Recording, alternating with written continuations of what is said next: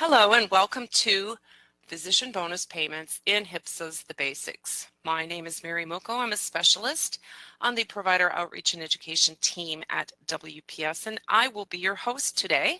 I am joined by my friend and teammate, Bailey Lawson, who will be assisting with some behind-the-scenes help today.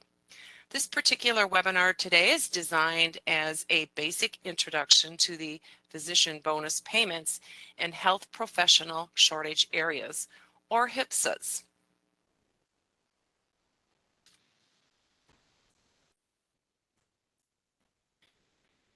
I am going to begin with a little bit of housekeeping. The presentation for today's webinar is available to download from our live events webpage. The page address is in the chat. You may take time now to download it if you've not already done so.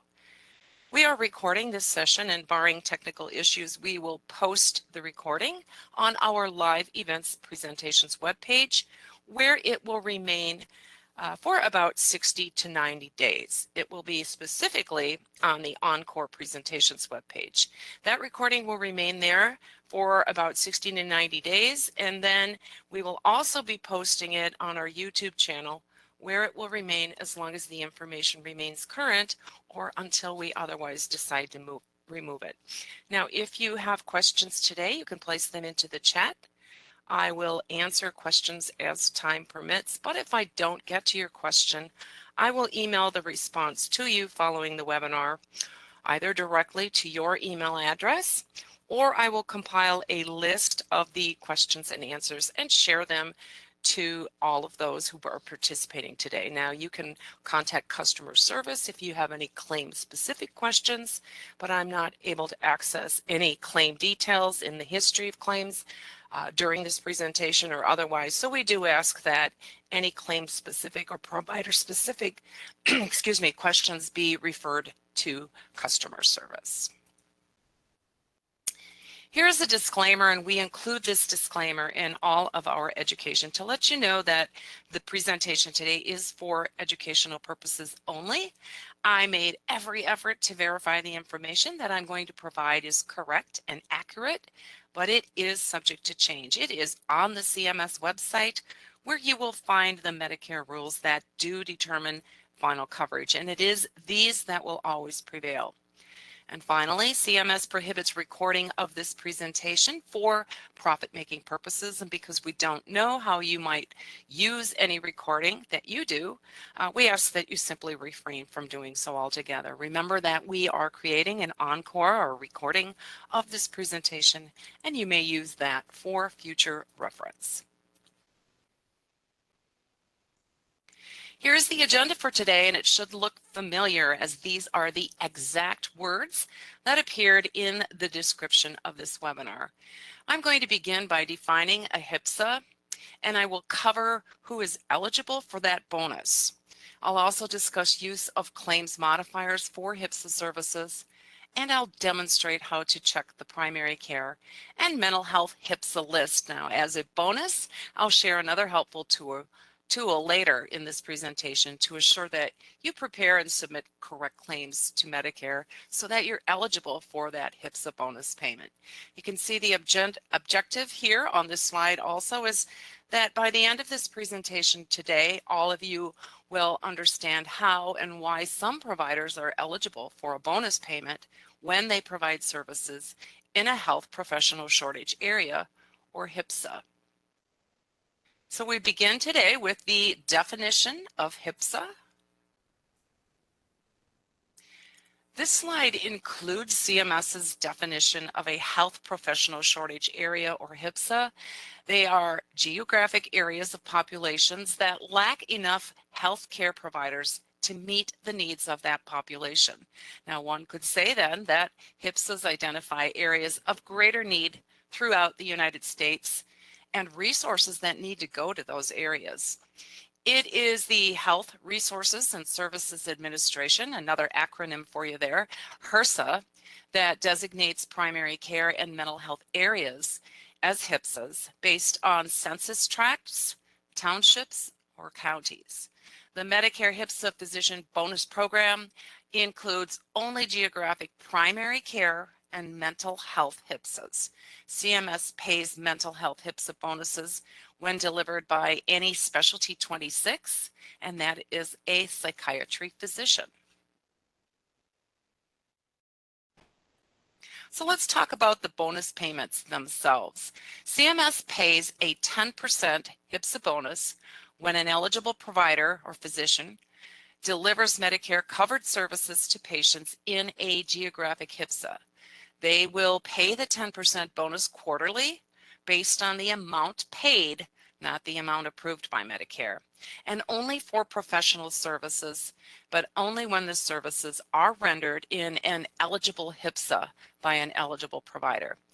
Only those professional services of primary care physicians and psychiatrists are eligible for a HPSA bonus payment, provided, of course, that those services are rendered in those geographic HPSA areas. Now, physician services that are not professional services are not eligible. So this means that when you're billing for a global service, the HPSA bonus is paid only for the professional service. This slide is here to reinforce that location matters. Bonus payments apply based on where Medicare covered services were delivered. The name and the address and the zip code of where the service was rendered must be entered on the claim form. Now, as I mentioned, the HPSA designation process falls to the Health Resources Service Administration, or HRSA. They determine both the primary care and the mental health geographic location. Based on a number of factors, the designation can change throughout any calendar year. This slide explains that when an eligible physician delivers services to Medicare patients in areas designated as primary care geographic HPSAs by HRSA, as of December 31st of the primary year, the physician is eligible for the HPSA bonus payment during the current year. So it also states that if a location became eligible during a calendar year, the modifier AQ cannot be used until January 1 of the following year. And I'll talk more about the use of the AQ modifier in just a bit. Speaking of zip codes, do you know why they call it a zip code? Zip codes date back to July of 1963 when JFK was president. ZIP is an acronym, actually, that stands for Zone Improvement Plan. The first 3 digits of the zip code indicate a sectional center facility, or SCF, which is a major sorting and distribution center for mail, while the last 2 digits specify a specific post office within that sectional center's facility area. Now, the system was designed to be easy to use and to encourage the public to adopt it for quicker mail processing. Now, in addition to its practical function, the term zip was deliberately chosen to convey the idea of speed and efficiency, as in zipping along. This marketing angle was used to encourage widespread adoption of the new system, which was a major change in how the United States Postal Service handled the mail. I thought it would be fun just to add a little bit of zip code trivia for you today. But let's get back to talking about HPSAs specifically. I want to talk about providers who are eligible for the HPSA bonus. This slide lists providers who are eligible for a HPSA bonus for professional services that they deliver in a primary medical HPSA or mental health HPSA. There's 2 different types of HPSAs, primary medical HPSA and mental health HPSA. Now, this does not include any non-physician practitioners. We're talking specifically today about MDs, DOs, psychiatrists. So physicians, psychiatrists, and primary care HPSA who deliver inpatient and or outpatient care in a critical access hospital within a geographic-based mental health HPSA are eligible for that 10% HPSA bonus payment. Now, if you reassign your billing rights and the critical access hospital elects the optional payment method, it gets 115% of the otherwise applicable Medicare physician fee schedule amount multiplied by 110%. There, that allows for that 10% bonus based on the claims processed during the quarter. Now, I know some of you today might not bill or represent critical access hospitals, but just in case, I wanted to make certain that I included this information specific to critical access hospitals, or what we call CAHs, C-A-H. Refer to the Medicare Claims Processing Manual, Chapter 4, for more information about critical access hospital billing. Now, what happens in those situations where a service is rendered in a zip code area that is part of both a primary medical care HPSA and a mental health care HPSA? Well, CMS pays only one HPSA bonus if that area has both a primary care and a mental health geographic HPSA designation. Physicians, psychiatrists, primary care HPSA physicians who deliver inpatient or outpatient care would be eligible for that, of course, when rendered in the critical access hospital. So important to remember that as well. Next, I want to talk about the use of claims modifiers for HPSA services. The claims processing system can recognize HPSA bonus areas. In some instances, it's based on the address that's reported on the claim. Remember that zip code I talked about? Now, in some situations, a modifier is going to be needed on the claim. Now, I'm going to discuss next when you do need to append the modifier AQ and when you do not need to append that modifier AQ on a Medicare claim. When you deliver services to Medicare patients in a zip code eligible for automatic HPSA bonus payments, the HPSA physician will automatically get that bonus payment. Now, CMS updates a list annually, and it's effective for services that are delivered on or after January 1 of each calendar year. No modifier is required when the service is delivered in a zip code that falls entirely in a county that's designated as a full county HPSA, when the zip code falls partially within a full county HPSA, but is considered to fall within the county based on a United States Postal Service determination of dominance, or when the zip code falls entirely within a partial county HPSA. Now, that's a lot of words to read and let sink in. I think you'll find it'll be a lot easier to understand this once I show you and demonstrate how to use those lists that CMS has available on their website. In some situations, you must append a modifier AQ for Medicare in order to recognize the need to pay or for Medicare to pay the HPSA bonus, and it's the claims processing system, of course, that would recognize that. Now, this happens when the service is delivered in any zip code area that doesn't fall entirely within a designated full county HPSA bonus area, or when the zip code falls partially within a full county HPSA, but isn't considered to be in that county based on the United States Postal Service dominance decision. Here's one more situation that requires the AQ modifier on the claim.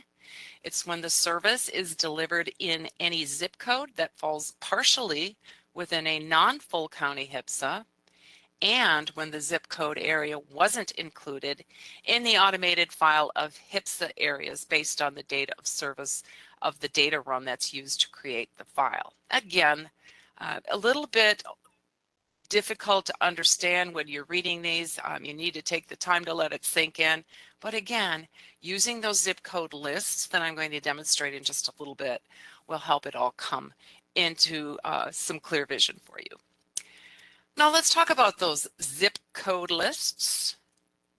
CMS has these zip code lists on the CMS website, which have already done all of that work in the background for you, determining does it fall within the full county HPSA, does it fall within the partial county HPSA, and so on and so forth. So I do want to explain where you can find these code lists on the CMS website. they're actually located at the sites that I have linked to here on this slide. So you can take your presentation that you were able to download, or you can still download for about a day left, maybe early tomorrow morning. This might be gone from the website.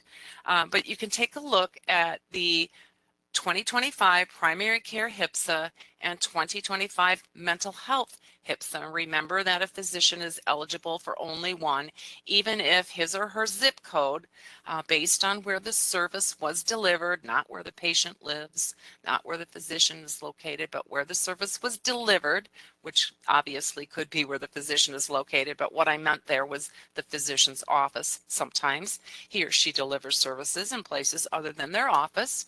So it's based on where the services are delivered, and remember that only one of these is payable, the primary care HPSA or the mental health HPSA. Links to older lists are also available on the CMS website on their physician bonuses in health professional shortage areas webpage. I am going to show first the 25 or demonstrate the primary care HPSA.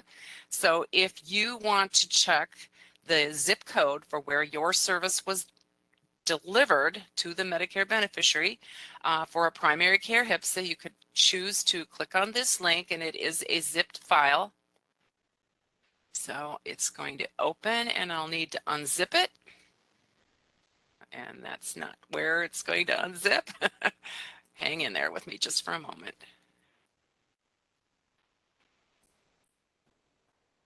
Well, I am having, okay, here's the zip. I want to open the zipped file. And I'll pull it over onto this screen so you can see it. I have two monitors that I'm working on today, folks. So it's opening on the other monitor and I need to pull it over. So I appreciate your patience rather. So what I've done is I've clicked on the link to open the primary care HPSAs, and it's a zipped file. So I'll need unzip software in order to unzip it. So I'm clicking on the Excel format here, and I'm waiting for it to open. It does take just a little bit. It's a rather large file. And this is what it looks like. This is the primary care HPSA. So if you want to check if your zip code appears on this list, you can do a Control F to find your zip code. And I'm going to use the WPS zip code. Actually, I'm going to use my hometown zip code here, which is 53578, and I'm going to click on Find. And the box that pops up says, we couldn't find what you were looking for. Click options for more ways to search. That is because the zip code of the village where I live is not on the primary care HPSA list.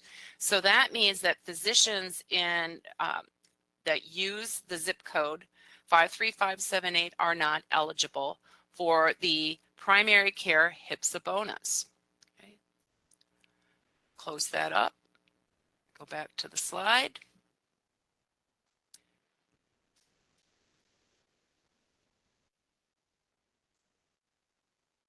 And it's coming. Zip code. We're on the zip code list. Bear with me. All right, bringing it back over.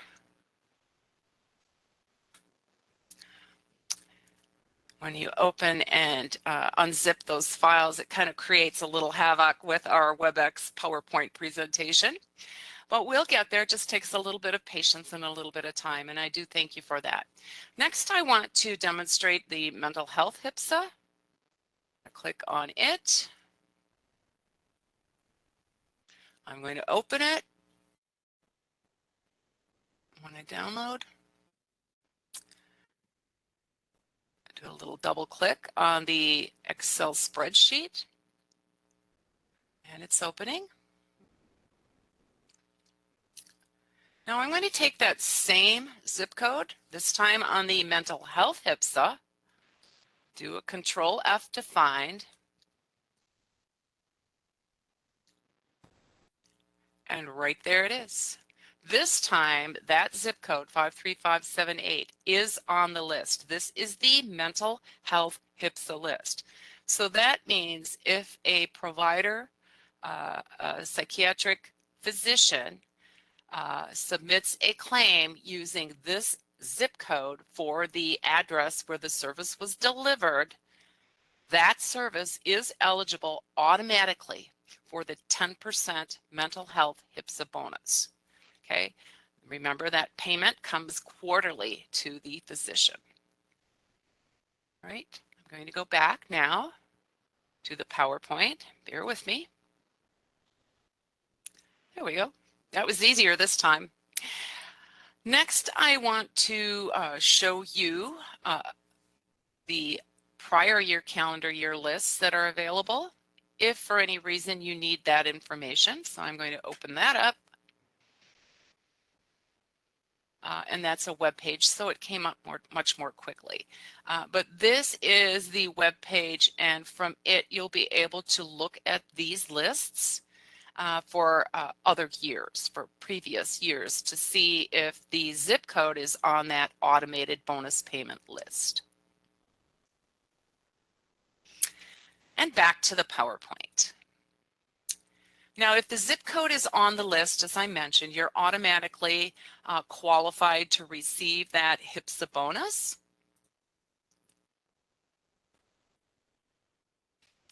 You don't need to include a modifier on the claim.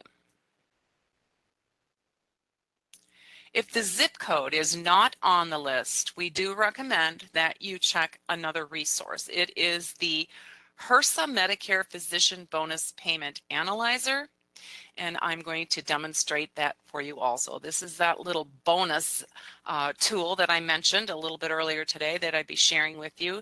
It's on the HPSA website. It's the HPSA Medicare Physician Bonus Payment Analyzer, and I'm going to go ahead and click on the link. And just add to this that if the address is in a geographic HPSA, you're eligible to get the bonus, but you won't get it automatically. In this case, you do need to include the AQ modifier on the claim. So a very important tool. I would recommend if you don't see a match on the CMS zip code list, come out here and check this out to see if you can include an AQ modifier on the claim and be eligible for that HPSA bonus. I'm going to open it up. And here it is. Now this one presents itself to you from the HPSA Data Warehouse website. And this time I'm going to use the WPS address. I have to spell it right.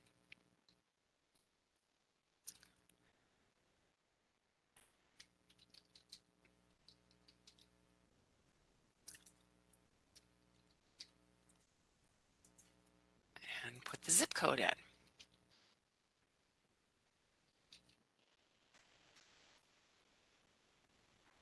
And this is really nice because as you use this bonus payment analyzer, you'll see the little map there of the address that I entered. It will tell you specifically over to the left the address that I used, the standardized address. You'll notice I entered Madison. The standardized address for that zip code is actually Monona, which is just a suburb of Madison, if you will, or a village or a city that's right next to Madison geographically.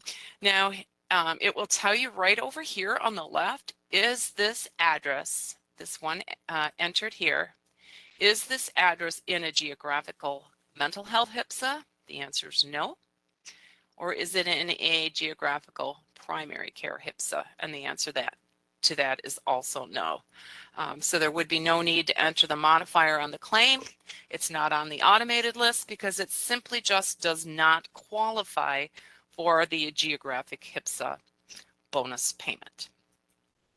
Okay.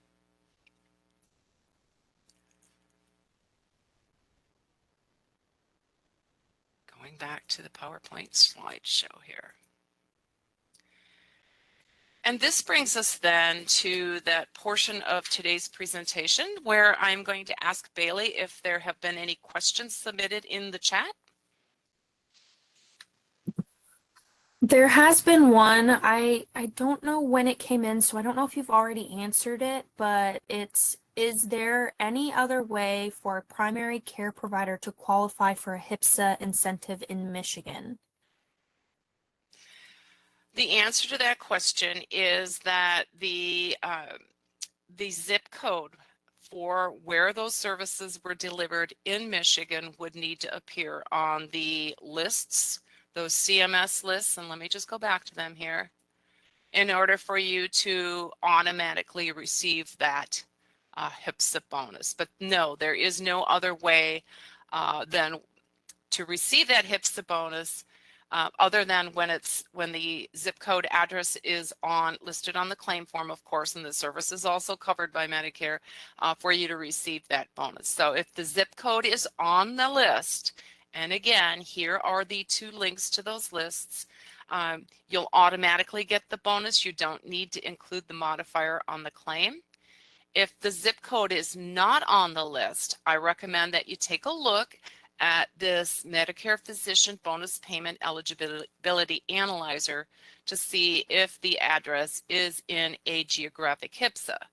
If that's the case, you know, and sometimes there could be an update done for some reason to these files. CMS doesn't have all the latest updates of files in their list because they're maintained and managed by HPSA.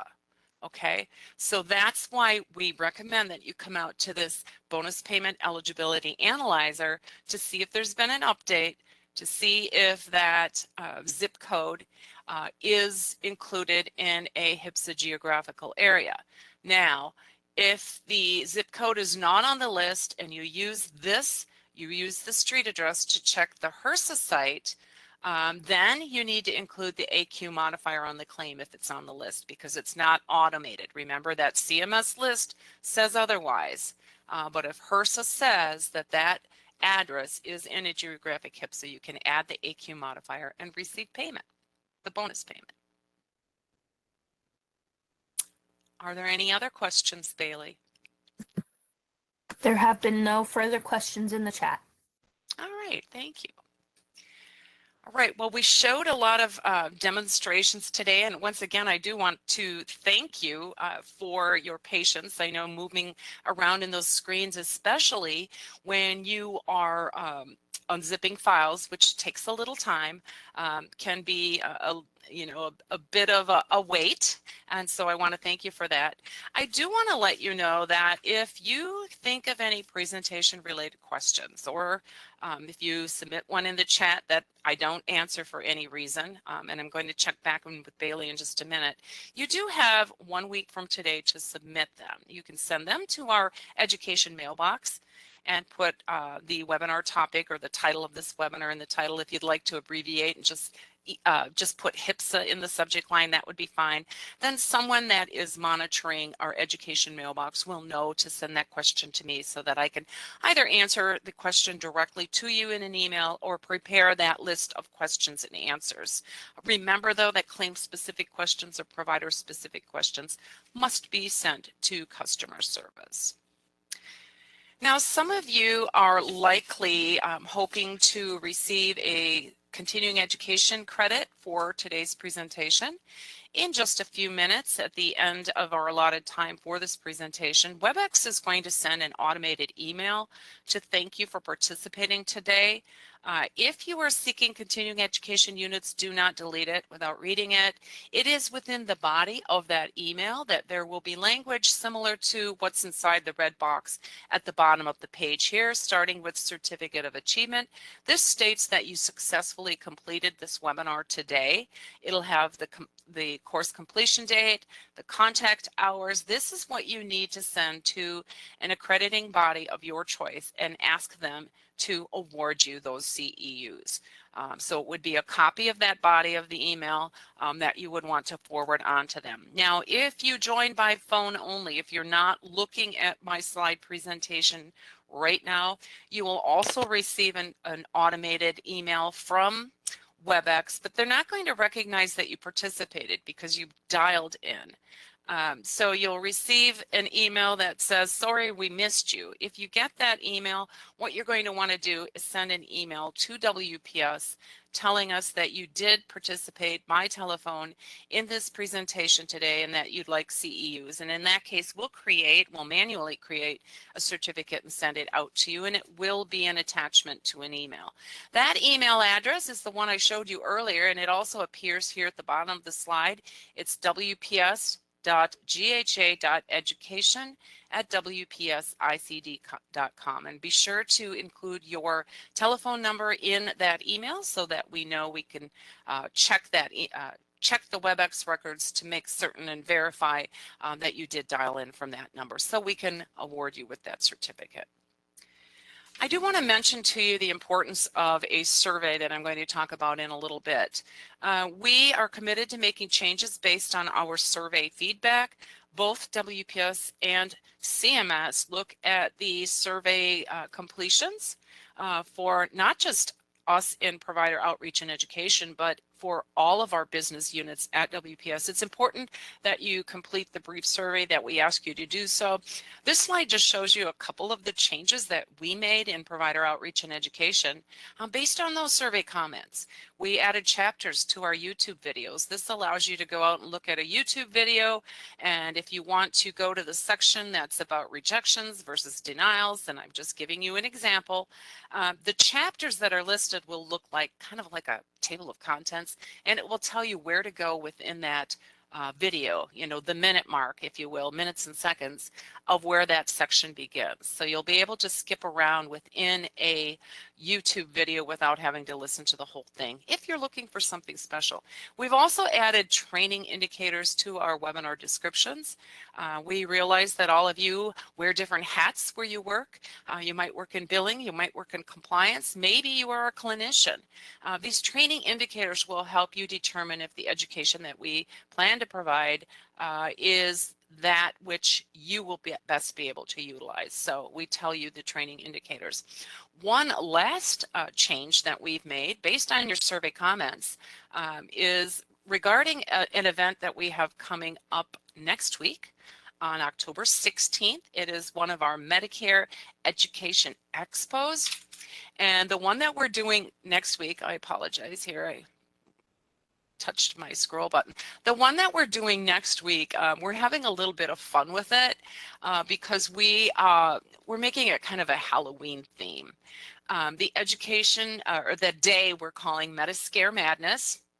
And we are offering different sessions throughout the day that are kind of focused on the claims process, the life of a claim, what happens to a claim when it comes in and moves through the payment system, prepayment edits, post-payment edits, and so on and so forth. So that is scheduled for Thursday, October 16th. You can register now.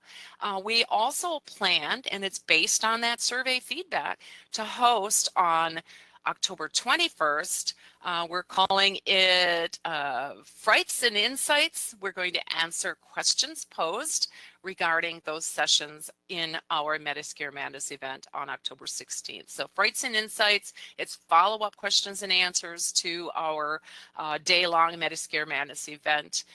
So that's just yet another change we're making, and that's based on feedback after our first successful Medicare Education Expo that was held last July. And that one was about policies.